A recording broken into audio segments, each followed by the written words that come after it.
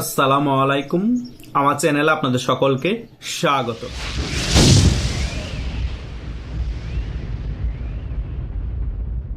টোকাই NCP নেতাদেরকে দড়িয়ে দড়িয়ে মাইট দেওয়া already শুরু হয়ে গিয়েছে অনেক আগে থেকে। আমি এই নিয়ে এই এক মাসে অসংখ্য ভিডিও করেছি, আপনারা সকলেই অবগত আছেন। গত একদিন আগেও কিন্তু এই টোকাই সার্ভিস আলমকে পঞ্চগড়ের এক জায়গায় দৌড়াই দৌড়াই মারার জন্য জনগণ রাতের বেলা ব্যারিকেড দিয়েছিল। ভাগ্যক্রমে এই টোকাই সার্ভিস আলম জানে বেঁচে যায়, কিন্তু শেষ রক্ষা কি 12ই ফেব্রুয়ারি নির্বাচনে হবে?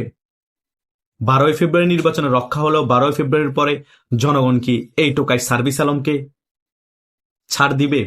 আমার তো মনে হচ্ছে না। শুধু এই টোকাই সার্ভিস আলমকে নয়, বাংলাদেশের মধ্যে এনসিপি যত টোকাই আছে, নাহিদ হোসেন পাটোয়ারি থেকে ধরে পেটলা নাহিদ, মলম হাসনাত, হান্নান মাসুদ, আরো এইরকম যত টোকাই আছে সকলকে $5 দিতে হবে। যেভাবে করে গত একদিন আগে সার্ভিস আলমকে $5 দিতে চেষ্টা করেছে পঞ্চগড়ের জনগণ। এই টোকাইগুলো সারা বাংলাদেশ মিলে 1% ভোট পাবে না, কিন্তু এমন ভাবসাব দেখায় মই কেড়ে হুনুরে। একজন টোকাই তো নাসিরউদ্দিন পাটোয়ারি ডাইরেক্ট স্বরাষ্ট্রমন্ত্রী হয়ে যাচ্ছে। পিনাকির সাথে, ইলিয়াসের সাথে একটা টকশোতে এসেছে, পিনাকি ডাইরেক্ট বলতেছে তুমি আগামী স্বরাষ্ট্রমন্ত্রী, যখন স্বরাষ্ট্রমন্ত্রী চেয়ারে বসবা আমার কাছ থেকে কিছু সাজেশন নিও। এই টোকাইগুলা নাকি স্বরাষ্ট্রমন্ত্রী হবে। 5,000 ভোট পাবে না এই টোকাইগুলা। সর্বপ্রথম দেখবেন যে নির্বাচনে ভোট বর্জন করেছে এ টোকাই পাটোয়ারি, তারপরে দেখবেন সার্ভিস আলম, মলম হাসনাত থেকে ধরে সকলে ভোট বর্জন করেছে। হয়তোবা মলম হাসনাত ভোট বর্জন না করলেও অন্য সকলে দেখবেন মায়ের চড়ে ভোট বর্জন করেছে। মলম হাসনাতও করতো যদি ওর আসনে বিএনপি প্রার্থী থাকতো। এই হচ্ছে যে টোকাইদের অবস্থা। টোকাইদেরকে জনগণ খুঁজে খুঁজে মারার জন্য এখন ধরতেছে, কিন্তু টোকাইগুলো ভাগ্যকর্মে কিভাবে কিভাবে বেঁচে যায়। তারা গুপ্ত থাকতে থাকতে যখন জনগণে হামলা করে তখন কিভাবে বাঁচতে হয় ভালো করে জানে। কিন্তু এভাবে কতদিন ধরে নিলাম 12ই ফেব্রুয়ারি পর্যন্ত।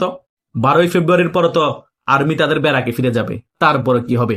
টোকাইগুলার একটারও কি জামা কাপড় থাকবে? জনগণ তো মেরে মেরে প্রথমে বলবে 5 আগস্ট তোমাদের ডাকে রাজপথে নেমে শেখ হাসিনা সরকারের পতন ঘটিয়েছিলাম।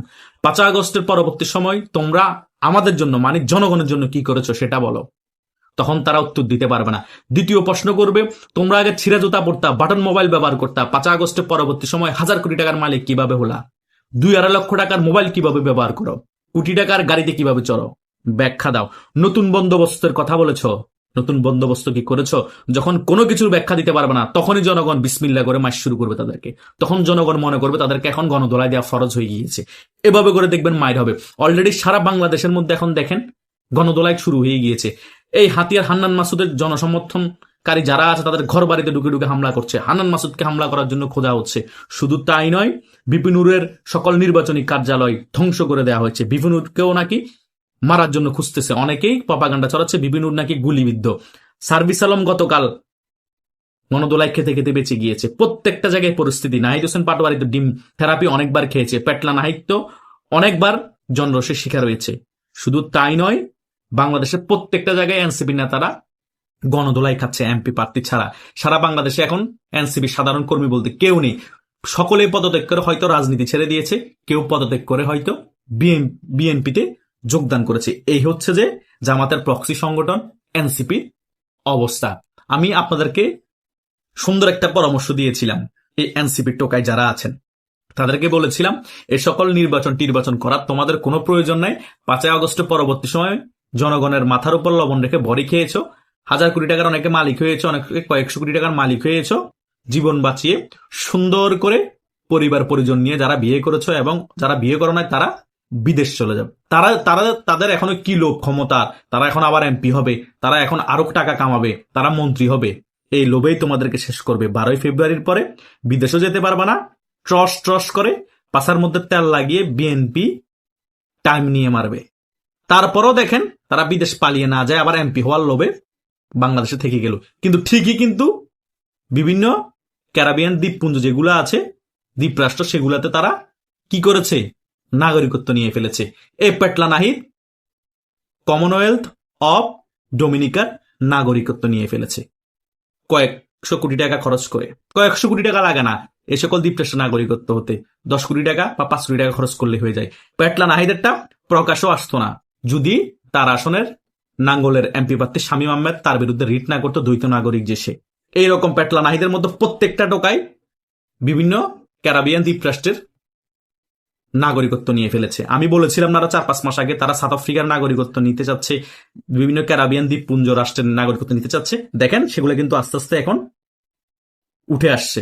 শুধু পেট্টা নাহিদেরটা উঠে এসেছে, আরো অনেক এইরকম টোকাই তারা বিভিন্ন রাষ্ট্রের ছোটখাটো যে সকল আফ্রিকান রাষ্ট্র আছে, দ্বীপপুঞ্জ রাষ্ট্র আছে, সকলগুলোর নাগরিকত্ব নিয়ে ফেলেছে। তারা পালিয়ে যাবে চিন্তা করছে, কিন্তু কখন পালিয়ে যাবে সেটা এখনো ঠিক করে নাই। কিন্তু তাদেরকে আমি যে পরামর্শ দিয়েছিলাম নির্বাচনের আগে পালিয়ে যাও, সেটা তারা রাখে নাই। আমার কথা না রাখার কারণেই কিন্তু বিভিন্ন জায়গায় এখন নির্বাচনের আগে হামলার শিকার হচ্ছে। 12ই ফেব্রুয়ারির পরে শুধু হামলার শিকার হবে না, মামলারও শিকার হবে। এবং যে পরিমাণ 5 আগস্টের পরবর্তী সময় তারা টাকা কামিয়েছে, সকল টাকা কিন্তু বিএনপি নেতারা ধরে ধরে বান দিয়ে তাদের থেকে নিয়ে ফেলবে। তাদেরকে অপশন দেওয়া হবে, যা টাকা কামিয়েছ 60-70% আমাদেরকে দিয়ে দাও, আর টাকাগুলো তোমাদের কাছে থাকবে, তোমাদেরকে মায়ের কম হবে, বিদেশ পালিয়ে যেতে সাহায্য করবা। যদি টাকা না দাও ছিনিয়ে নেওয়া হবে এবং মায়ের উপর রাখা হবে, মামলা দেওয়া হবে। যেভাবে করে আওয়ামী লীগের নিরীহ কর্মীদের সাথে করা হয়েছে, সেভাবে করে এই সকল টোকাইদের সাথে করা হবে। কেউ নিস্তার পাবে না। বেশি মাইকটা খাবে এই সার্ভিস আলম এবং এই মলম হাসনাত। পেটলা নাহিদও নিস্তার পাবে না। ডারবিন নাসিরকে তো দৌড়ে মারবে এই দক্ষিণ যুব দলের নয়ন, কারণ নয়নকে যেভাবে অপমান করা হয়েছে এবং মির্জা আব্বাসকে যেভাবে অপমান লাঞ্ছিত করা হয়েছে, এবং তারেক জিয়াকে ছাড়ে নাই এই ডিম পাটোয়ারি।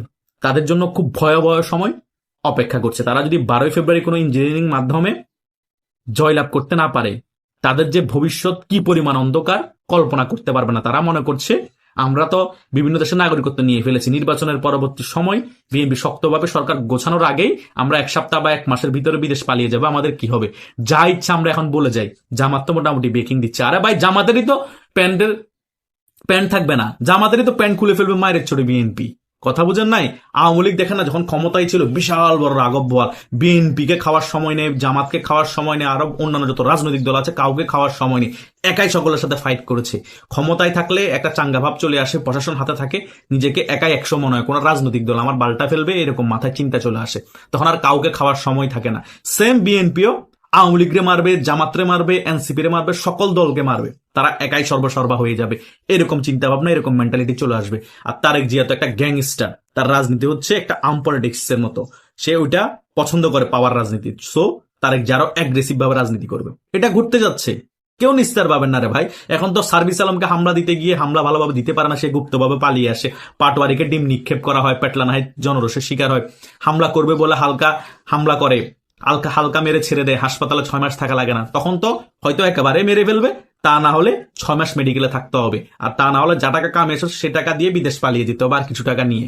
এই হবে পরিস্থিতি যদি 12ই ফেব্রুয়ারি বিএনপি ক্ষমতায় আসে। এটা বাস্তব কথা বলেছি, আপনারা লিখে রাখেন। কথা বুঝতে পেরেছেন? তাই সোনামণিরা, আর মাত্র একটা দিন সময় আছে, তল্পা গুছিয়ে নাও, তা না হলে তল্পা গোছানোর সময় পাবা না 12ই ফেব্রুয়ারি যদি বিএনপি ক্ষমতায় আসে। সত্য কথা বলছি, বাস্তবতায় তুলে ধরেছি। আশা করছি আপনারা সকলেই বুঝতে পেরেছেন সব কথা। তারপরে যদি মনে